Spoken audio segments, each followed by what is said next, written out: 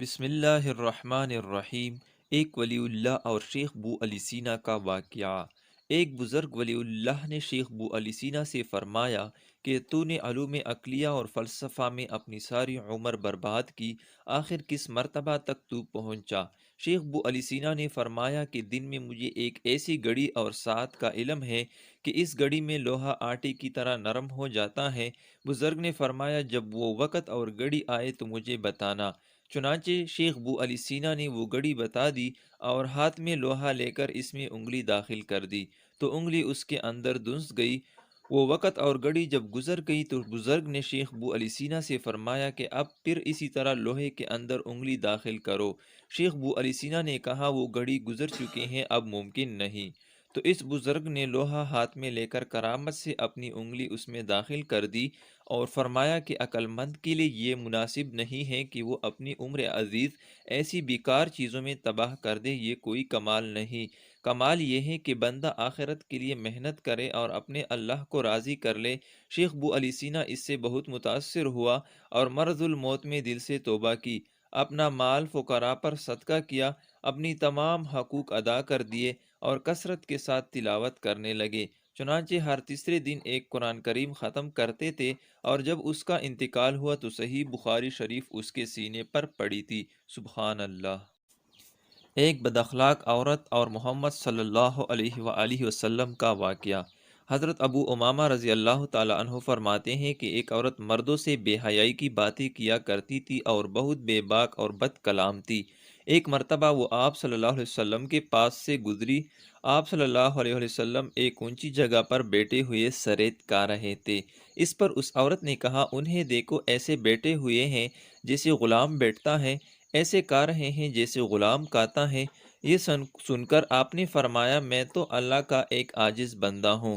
پھر اس عورت نے کہا یہ خود کھا رہے ہیں اور مجھے نہیں کھلا رہے۔ حضور صلی اللہ علیہ وسلم نے فرمایا تو بھی کھا لے۔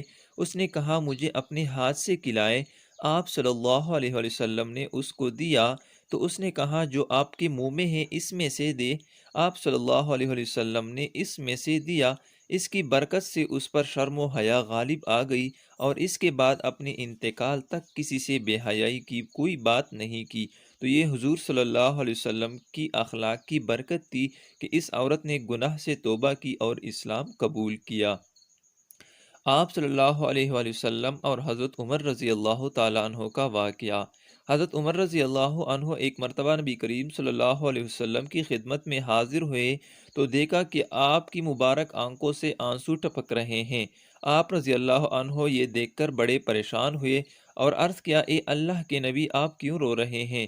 آپ صلی اللہ علیہ وآلہ وسلم نے ارشاد فرمایا ابھی میرے پاس جبریل آئے تھے اور وہ آ کر مجھے کہنے لگے جو بندہ کلمہ پڑھ لیتا ہے اور کلمہ پڑھتے پڑھتے اس کے بال سفید ہو جاتے ہیں، اس بوڑھے کو عذاب دیتے ہوئے اللہ رب العزت کو حیا آتی ہے۔ میں اس بات پر رو رہا ہوں کہ اللہ تعالیٰ کو تو بوڑھے بندے کو عذاب دیتے ہوئے حیا آتی ہے، مگر بوڑھے کو اللہ کی نافرمانی کرتے ہوئے کیوں حیا نہیں آتی؟ حضرت ابو عبیدہ بن جراح رضی اللہ عنہ کی چند نصیحتیں۔ حضرت ابو عبیدہ بن جراح رضی اللہ عنہ لشکر میں جا رہے تھے، فرمانے لگے بہت سے لوگ ایسے ہیں جو اپنے کپڑوں کو تو خوب اجلا اور سفید کر رہے ہیں لیکن اپنے دین کو میلا کر رہے ہیں، یعنی دین کا نقصان کر کے دنیا اور ظاہری شان و شوکت حاصل کر رہے ہیں۔ غور سے سنو، بہت سے لوگ دیکھنے میں تو اپنے نفس کا اکرام کرنے والے ہوتے ہیں لیکن حقیقت میں وہ اپنے نفس کی بھی عزتی کرنے والے ہوتے ہیں۔ پرانے گناہوں کو نیکیوں کے ذریعے ختم کرو۔ اگر تم میں سے کوئی اتنے گناہ کر لے جس سے زمین آسمان کے درمیان کا خلا بھر جائے اور پھر ایک نیکی کر لے تو یہ نیکی ان سب گناہوں پر غالب آ جائے گی۔